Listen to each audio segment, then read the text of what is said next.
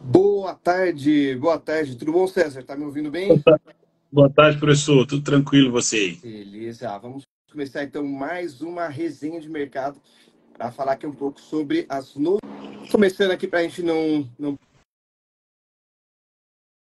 perder o padrão, falando sobre os Estados Unidos ali, o Trump decidiu abrir um pouco a boca ali e está trazendo alguns problemas aí para os Estados Unidos, né? É só abrir a boca que traz problema, né? Mas ele teve que falar com o Congresso recentemente, né? Pela primeira vez desde que ele se tornou presidente, ele falou lá numa sessão conjunta para o Congresso e falou bastante, principalmente sobre as tarifas que ele está disposto a colocar nos outros parceiros e tal. Mas em relação às tarifas dos parceiros, principalmente Canadá e México, ele já colocou e tirou essa tarifa, acho que pelo menos umas 3 vezes. Eu perdi a conta, não vou mais contar. Quando chegou na terceira, eu resolvi parar, porque eu achei que já estava demais. Né? Então, o que ele vem fazendo? Ele diz, vai começar a tarifa segunda. Aí chega sábado ou domingo, ele fala, vai começar nessa segunda não, peraí, é na outra. Aí vai chegando perto da outra, ele fala, não, peraí, agora é abril. A data que ele falou agora é 2 de abril. Porque, segundo ele, os países estão fazendo aquilo que ele pediu em relação à proteção de fronteira, ou em relação ao que quer que seja, lá de imigração, enfim. E ele vai voltando atrás ou postergando essa entrada das tarifas sempre que chega próximo da data. Em relação à China, já é diferente. Ele realmente está taxando a China, vai taxar os produtos da China. E também falou de outros países, o Brasil aí está incluído, acho que é importante a gente citar. A gente já cobra muito mais tarifa de importação dos produtos americanos do que os Estados Unidos cobra da gente. Tá? Já é desequilibrado essa cobrança. A gente cobra muito mais. Não só dos Estados Unidos, como a maioria dos países que a gente tem relacionamento, o Brasil cobra muito mais tarifa de importação do que é cobrado por seus produtos. E o Trump citou isso, ele quer teoricamente, uma reciprocidade entre os países. Se vocês estão cobrando da gente 10% de importação, eu também vou cobrar dos seus produtos 10%, ou se você cobra 14%, enfim, e por aí vai chegar mais ou menos um meio termo pior, né? Assim, a situação de livre comércio é ideal para os países, né? Quanto menos tarifa, melhor, porque apesar de parecer que quem paga é o país, quem paga, na verdade, é o consumidor do país. Né? A gente tem tarifas de importação aqui no Brasil e isso aumenta os preços ou os custos dos fabricantes, que no final das contas é repassado aqui para a gente. E o fato do Brasil ser muito fechado em relação ao exterior, né? Ter pouco relacionamento, ou quando tem é com muito imposto, sim, penaliza a gente via IPCA, ou que são preços maiores dos produtos, mas enfim. Dito isso, olha o que aconteceu lá nos Estados Unidos. O Trump fez tanta algazarra e tanto furdunço com relação a tarifas, que janeiro, os Estados Unidos têm um dos maiores déficits comerciais da história. Desde 2015 isso não acontecia, subiu 34% em relação aos dados anteriores. Isso tudo por conta da antecipação às tarifas. Né? Que todo mundo pensou, bom, vou importar o que eu preciso para o resto do ano agora, porque se vier tarifa depois, pelo menos eu comprei mais barato. Então isso já deu um efeito gigantesco na balança comercial americana e levou a um déficit, acho que 130 ou 140 bilhões de dólares, muito acima do esperado para o mês. Então isso já está fazendo já tá fazendo preço no mercado, né? Mesmo que não existam as tarifas, já está mudando aí a dinâmica do mercado, principalmente o mercado americano. Com certeza. Mas a gente viu ali que está tendo algumas tem nem qualquer palavra certa, mas você tá tendo reação ali no mercado da bolsa deles. As bolsas americanas estão sentindo ali um pouco dessas falas dele ali, né? E a gente viu ali que a bolsa americana essa semana sofreu, a gente vai falar um pouquinho mais sobre ela no final, mas já tem trazido impacto. E falando também, né, já que falou sobre a China também, a, a China vem passando por uma situação bem recorrente, né? A gente já está aqui há quase um ano e meio, né, com a resenha de mercado. E acho que é um dos assuntos mais recorrentes a gente falar aqui da questão das importações ali da China, que já vem sofrendo bastante e isso tem prejudicado o Brasil diretamente, né? Isso, a gente cita bastante as importações chinesas, a gente cita bastante a questão da demanda da China, que está muito baixa, a demanda interna da China que está muito baixa, e todo o esforço deles está sendo para exportação. Nesses últimos dados que a gente teve, que foram divulgados aí, entretanto, a China está passando por um momento bem difícil, que as importações encolheram, inesperadamente, né, com muitas aspas aí no período de janeiro e fevereiro, e ao mesmo tempo as exportações perderam força muito por conta dessa guerra comercial que o Trump está começando aí, ou está tentando se meter a China para facilitar a vida dele, né? No fim das contas, o que ele quer é que a China não cresça mais, ou que os Estados Unidos cresça muito mais que a China, e que os Estados Unidos tenha mais parceiros comerciais, que não sei o quê. A semana também teve a notícia que o Trump vai voltar, os Estados Unidos, né, mas por meio do Trump, vai voltar a investir na indústria naval, que já está praticamente dominada pela China, ele vai querer retomar esse setor para os Estados Unidos, enfim. Essa é a briga do Trump, na verdade, né, contra a China e contra o que eles estão produzindo. Mas lá na China as importações caíram 8,4% em janeiro e fevereiro em relação ao mesmo período do ano anterior, e contra uma expectativa de crescimento de 1%, né? Então foi... o mercado errou tudo, né? Errou a direção e a magnitude desse crescimento ou diminuição.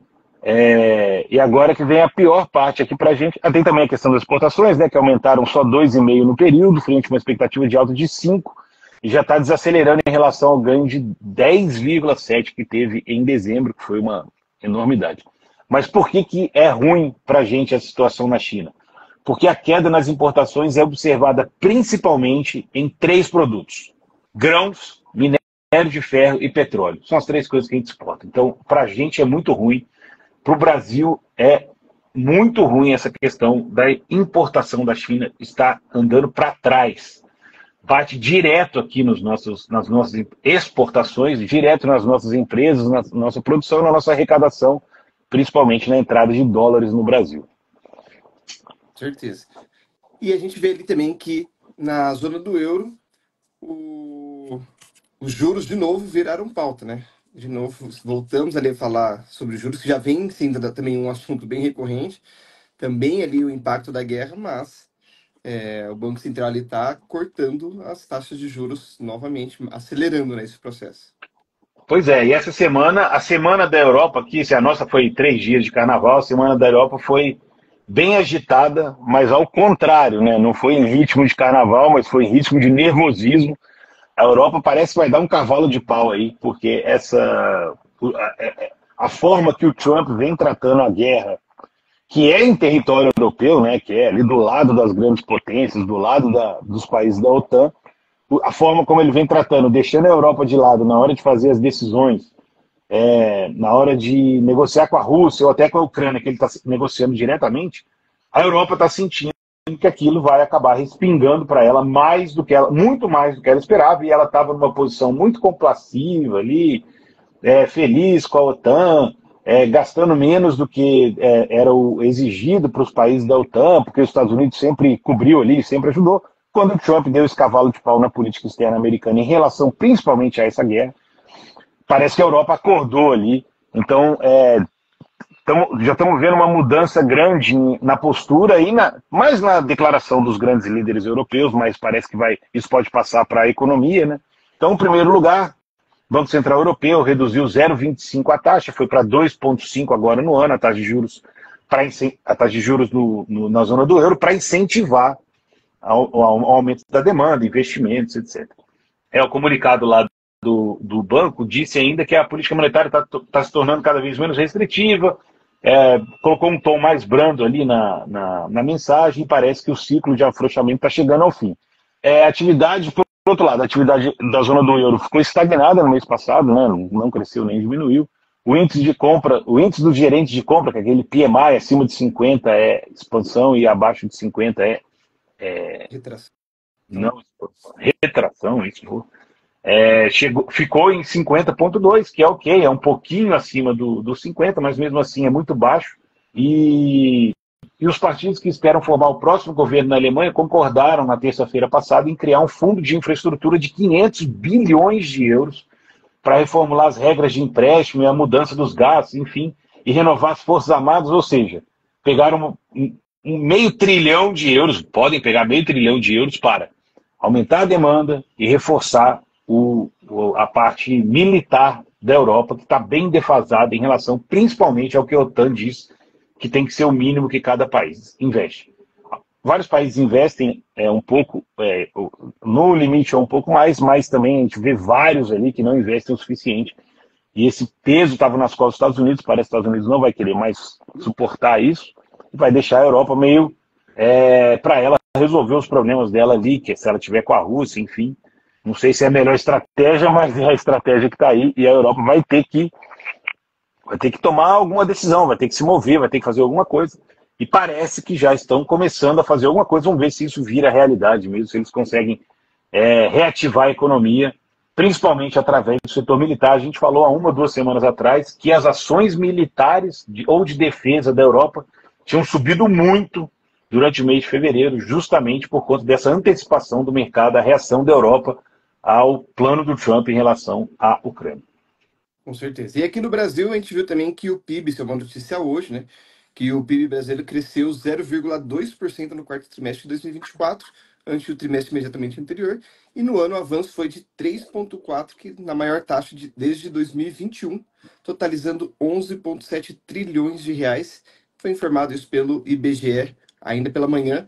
Lembrando que quando a gente olha, né, para o PIB comparando com os governos, a gente vê que os governos de esquerda, geralmente, eles acabam tendo um PIB muito maior do que os de direita, né? Isso porque eles gastam muito dinheiro, e aí, como está gastando, faz com que isso também acelere a economia brasileira. Com certeza, tem alguns pontos que não são só positivos. É muito positivo ter o PIB alto, porém, isso acontece em detrimento da dívida pública ser muito alta, e uma injeção tão grande de dinheiro é o que faz a inflação ser muito alta. Então, quando a gente olha sobre inflação, a gente já falou também bastante sobre isso, a inflação não é o aumento que o lojista coloca ali no preço. A inflação é a quantidade de moeda que está sendo colocada. E o governo não só imprime necessariamente ali o papel moeda, né? Não é só o dono da impressora, mas quando ele faz alguns movimentos, como vender mais título público, por exemplo, ele também ele controla o fluxo de dinheiro, né? Tanto vender quanto comprar, ele vai controlar o fluxo de dinheiro. Então, a inflação é a quantidade de dinheiro que está sendo colocado na economia. Então, a gente está tendo um PIB muito alto, às custas de ter uma inflação muito alta e também um endividamento muito alto, né? Pois é.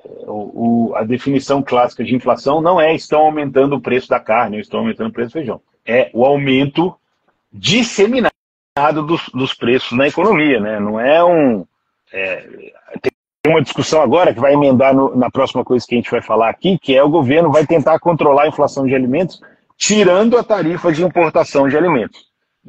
Assim, não precisa ser um gênio para antecipar que isso não vai adiantar absolutamente nada. Primeiro, que o Brasil é o maior exportador de comida do mundo. É fato isso. Nós somos os maiores exportadores de praticamente todos os grãos, soja, milho, açúcar a gente exporta muito, café, somos os maiores produtores exportadores, carne, a gente já produz a carne mais barata do mundo.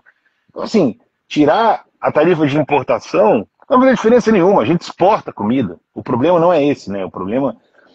podemos até estar passando por um momento em que as commodities estão com preço mais alto, e isso é verdade, tem aumentado muito nos últimos 12 meses. Mas todos os outros setores que são contemplados ali pelo IPCA, que são estudados pelo IBGE, estão subindo também. Não é só os alimentos que estão puxando. Alimentos vai puxar uma época, depois outra época não vai puxar. A gente já falou aqui ano passado, lembra? A inflação da cebola, 30%. A inflação do tomate, 40%. Agora está ao contrário, a cebola está caindo. Então, são movimentos cíclicos, né, que a gente tem que entender. Sazonal. Estou olhando aqui na tela agora, o futuro do café aqui, ó, nos últimos 12 meses subiu 120%. Aí sim, isso aqui realmente é uma alta muito grande, mas o café é um componente pequenininho do IPCA lá, ponderado pelo não sei o quê. As outras coisas não podem subir nesse ritmo que estão subindo, né? De todos os setores possíveis. Aí entra habitação, transporte, entra tudo, né? Não é só a alimentação que é a inflação. Óbvio que a alimentação é o que pesa mais na cesta da pessoa mais pobre. Ela tem que comer, ela gasta um percentual da renda maior em alimentação do que uma pessoa que é muito mais rica, que vai conseguir ali o mínimo para sobreviver, né, para comer e depois vai gastar em outras coisas. Fora que. Mas, de qualquer maneira,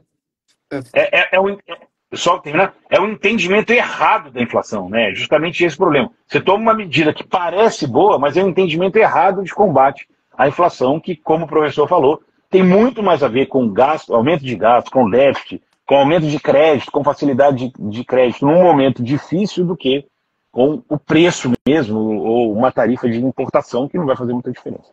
E se for pensar ainda em alimentos importados, é só pegar, obviamente, né? Não dá para generalizar, mas quando a gente olha para a grande maioria da população, a população não come alimento importado, né? O que são esses alimentos? Muito mais aqueles chocolates, doces, É carne americana, é café de não sei aonde, tal.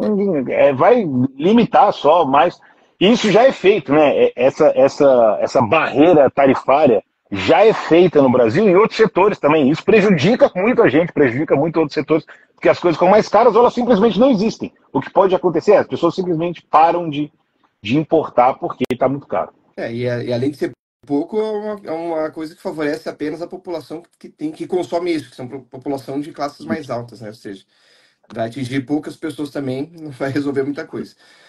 Mas esses dados também do PIB, eles decepcionaram um pouco, porque ainda assim, apesar de vir um PIB bem elevado, né, como a gente falou, né, o maior desde 21, ainda assim a gente tá abaixo das expectativas, né? Era esperado ali 4,1, ou seja, um aumento desse último trimestre de 0,5, não 0,2. Mas também nada que vá mudar totalmente o jogo. Mais importante agora é do que o PIB, a gente ficar de olho nesse controle de inflação e gasto público, né? E para a gente falar agora um pouco sobre os investimentos, sobre os índices, né? A gente vê que a Bolsa está reagindo hoje, né? Está tendo uma boa reação, apesar de que a gente teve uma semana um pouco parada por conta do Carnaval, né? Então a gente ficou ali 2 dias e meio praticamente sem ter nenhuma movimentação. Mas a gente vê ali que a Bolsa hoje ela está subindo 1,1, e aí na semana ali, consequentemente no mês, né? Que a gente está na primeira semana ainda, está tendo ali um aumento de 1,55. Então, uma pequena reação. Se a gente olhar ainda no ano, a gente tem um ano com uma alta de 3,67 nesse momento, então também bem interessante. Lembrando que a gente não falou ali no início, né, mas hoje é dia 7 de março, né, então só para comparar ali os números. A gente vê ali também que, falando de bolsa, vamos falar já também do IFIX, né, que é o índice de fundos imobiliários. Esse teve uma pequena reação, então no mês agora também, né, e na semana está subindo 1%, mas no ano está subindo 1,16, ou seja, não subiu nada até agora, está voltando a subir agora esse mês. Quando a gente fala do dólar, esse sim que teve uma queda expressiva, né? No ano já são 7,5% de queda, mas nessa semana aqui tá tendo só essa semana teve uma queda já considerável, né? Tá caindo 1,8.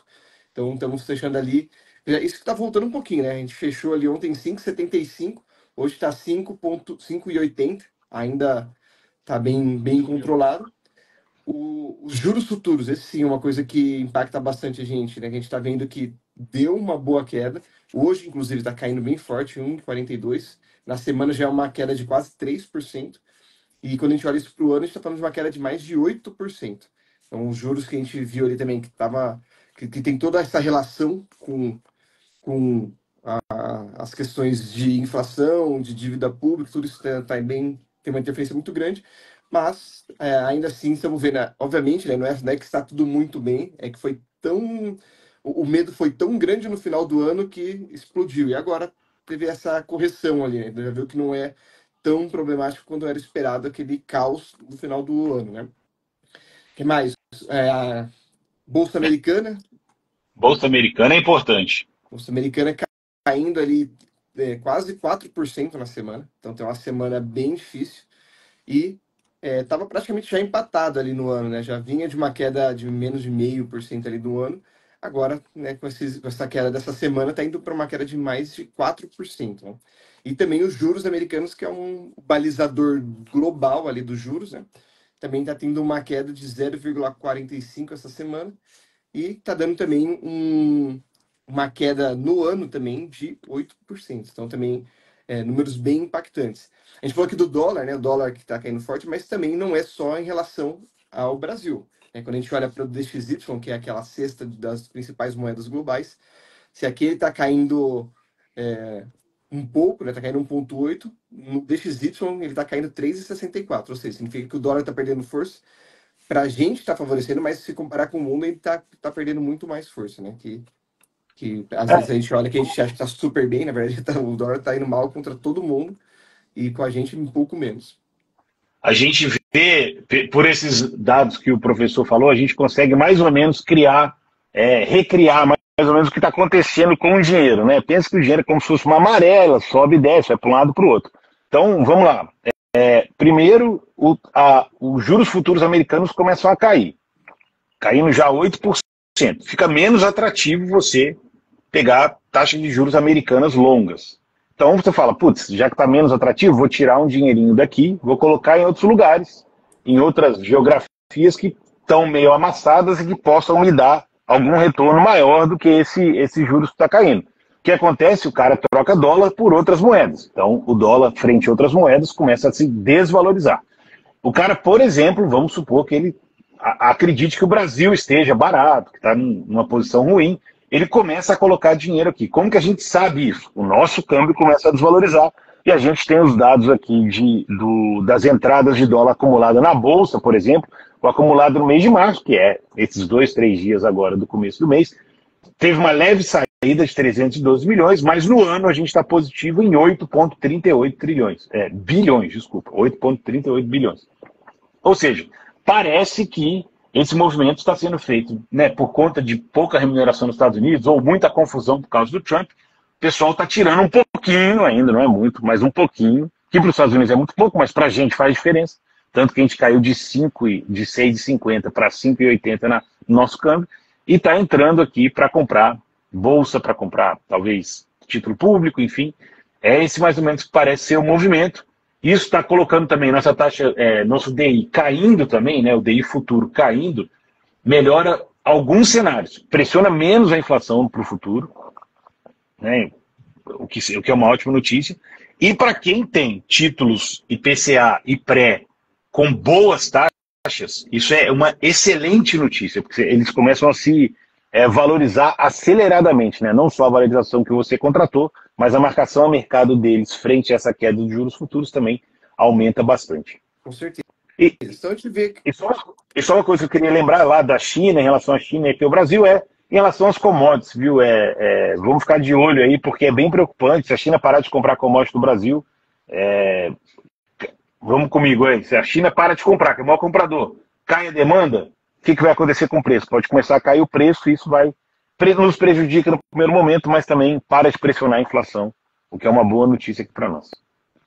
Tem que sempre lembrar que não dá para olhar as coisas de forma isolada, né? Então, quando cai o preço, as principais empresas perdem esse valor ali, né? Começa a cair o preço, elas vendem mais barato.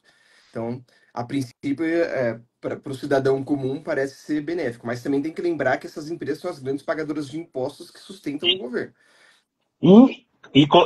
E as empresas que trazem dólar aqui para dentro, né? Então pode ser uma outra forma de pressão no dólar. Dólar e emprego, né? Então são várias, né? Às vezes a gente olha só um índice e parece que uma coisa que aparentemente é boa, na verdade ela traz reflexos ali que tem que ser olhados de forma mais ampla, né?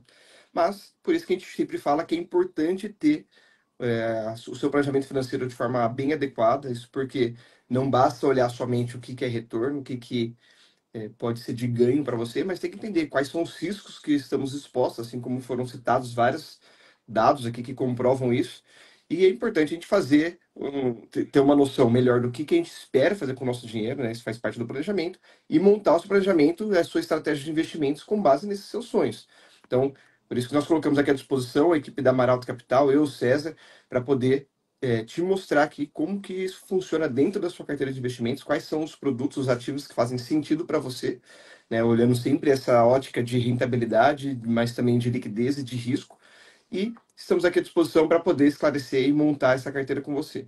Tá? E semana que vem voltamos para poder trazer um pouco mais de dados. Semana que foi um pouquinho mais parada por conta do feriado, mas que já voltou, como vimos aí, a milhão, porque carnaval forte mesmo é só no Brasil, né? O resto do mundo seguiu aí e acaba gerando esse impacto. No final das contas, esses últimos dias aqui para a gente que estão fora do carnaval, eles veem que compensam ali o restante da semana, traz um pouco mais de volatilidade, com menos notícias, mas já estamos de volta aqui agora. Agora acabou o carnaval, começou o ano então agora, né, César? Agora começou oficialmente no Brasil o ano de 2025. Agora as coisas funcionam. É isso aí. Então voltamos então na semana que vem e aguardamos aqui o seu contato. Um abraço, até mais. Obrigado, César. Grande abraço a todo mundo que participou. Abração. Valeu, um abraço. Até mais.